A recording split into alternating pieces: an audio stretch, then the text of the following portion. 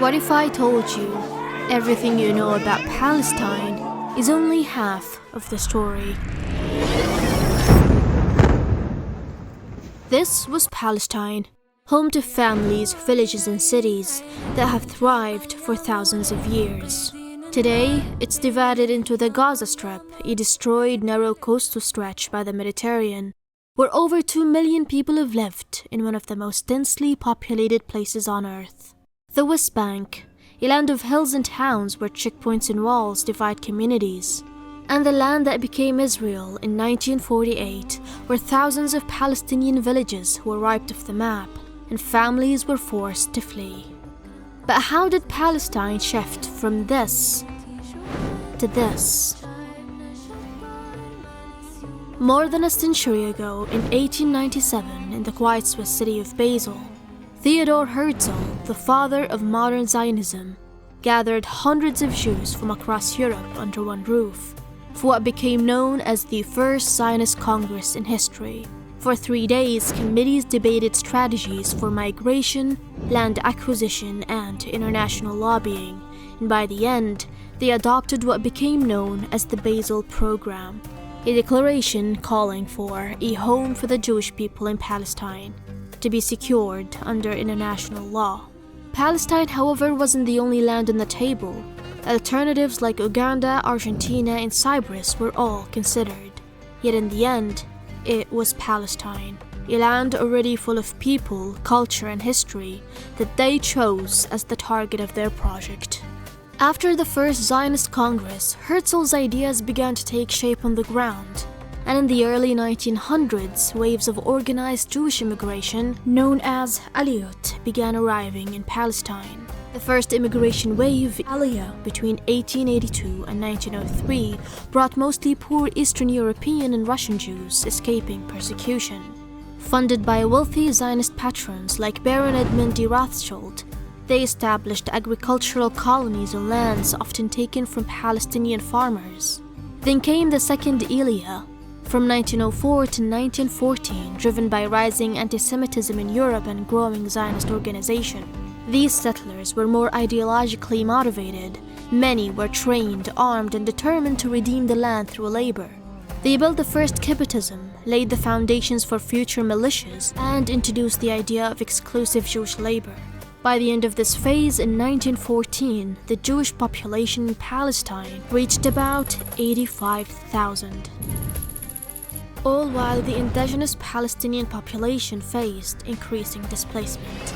Then, in 1917, amid the turmoil of World War I, British Foreign Secretary Arthur Balfour sent a letter to Lord Rothschild expressing Britain's official support for the establishment of a national home for the Jewish people in Palestine. What became known as the Balfour Declaration wasn't just a letter. It was a wartime strategy to gain global Jewish support during the war, particularly from powerful communities in the United States and Russia, while securing its influence over the Middle East at the same time. But this declaration carried no consultation with the indigenous people of Palestine, the majority Arab population that had lived on the land for centuries. It was, in essence, a promise made by those who did not own the land to those who did not deserve it. Following Britain's victory, the 1920 San Remo Conference placed Palestine under British mandate, effectively giving London administrative control to carry out the terms of the Balfour Declaration. And over the next 3 decades, Jewish immigration increased dramatically under British supervision, leading to escalating tensions between Palestine Arabs, Zionist settlers, and the British authorities themselves. With growing international support and the shadow of the British mandate looming over Palestine, Zionist armed groups began to organize and expand. Among them was the Haganah, a paramilitary force that presented itself as a defense organization, but in reality launched coordinated raids and attacks on Palestinian villages and farms. In its early days, the Haganah operated in secret, but after the Balfour Declaration and during the 1930s, it grew rapidly, both in manpower and in strength, under British supervision. British military units supplied the Haganah with rifles, trucks, uniforms, and communication equipment, while at the same time disarming Palestinian resistance groups under the pretext of maintaining order. When Palestinian villagers rose up in revolt between 1936 and 1939, protesting British rule and mass Jewish immigration, the uprising was met with brutal suppression. British forces bombed villages, executed resistance leaders, and imposed collective punishment on entire communities. According to official British records, more than 2,000 Palestinians were killed in combat, 108 were hanged, and nearly 1,000 others were reported dead in what the British described as gang and terrorist activities. However, historian Walid Khalidi provides a far grimmer picture, estimating over 19,000 Palestinian casualties, including 5,032 deaths. By the revolt's end, over 10% of Palestinian adult men were killed, wounded, imprisoned, or exiled. Meanwhile, Zionist settlements expanded, protected, armed, and unstoppable. The situation had reached a breaking point in 1947. Britain, unable to control the growing unrest, handed the issue to the newly formed United Nations. The UN drew up a plan to divide the land into two states, one for the Jews and one for the Arabs. Most of the land was allocated to the Jewish state, even though Jews made up only about a third of the population. And the Palestinians, they ended up with only 42% of their own land. For the Palestinian people, this plan marked the continuation of displacement under the guise of diplomacy that began decades earlier. The growing power of armed groups and the continuous waves of settlement set the stage for what was to come.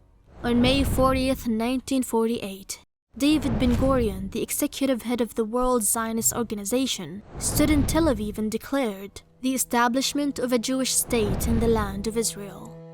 Almost overnight, 750,000 Palestinians were forced from their homes, entire villages erased, families scattered across borders. Palestinians call it a Nakba, the catastrophe. Israelis call it independence. Two words for the same moment in history.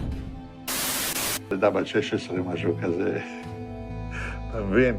אבל זה מכוער מאוד. היה לנו בחור אחד, הוא נפטר, הוא היה פרא אדם. הוא לקח פשוט מאוד ורצח אותם בתוך המכלאות. בתוך המכלאות, הם היו במכלאות. אתה יודע, חוטי ברזל כאלה, עגולים כאלה, אספו כל הגברים.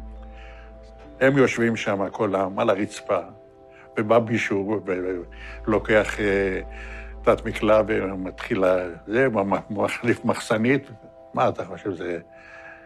אבל אנחנו לא היינו כאלה. הוא היה יוצא דופן, הבחור הזה, כן, מה שהוא עשה. והשתיקו את הדבר הזה, והיו חבר'ה שלקחו את הלוויורים ורדפו אחרי חבר'ה ושרפו אותם. זה היה משהו זוועתי, וזה אסור לספר, אני לא אדבר על זה, כי זה יכול להיות סקנדל שלם מהעניין הזה. אני לא רוצה לדבר על זה. עם הראשונים הייתי רוצח. מה זה אומר? אני לא לקחתי שבויים. בזמן קרב, אם מישהו הרים ידיים, משהו כזה, לא לקחתי שבויים. זה זעזע אותי עד כדי כך, לא יכלתי לעבור לסדר היום. אם היה עומדת כיתה של זה עם ידיים למעלה, אז באותו יום הייתי רואה אותי, הייתי קוצר את כולם, עד כדי כך. כמה אתה חושב אנשים הרגת ככה? לא ספרתי. אני לא יכול לדעת בחיי. היה לי מקלע עם 250 כדורים. ותראה, יריתי, נלחמתי כולם. אני לא יכול לספור. And so we return to the question we started with. How much of the story do we really know? And how much was erased?